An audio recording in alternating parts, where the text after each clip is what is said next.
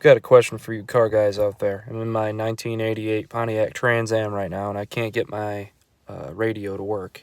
The clock shows up when you turn the key. And listen to this. You hear that?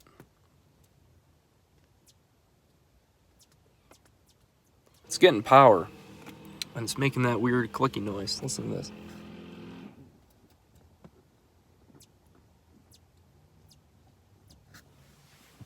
But the radio won't turn on.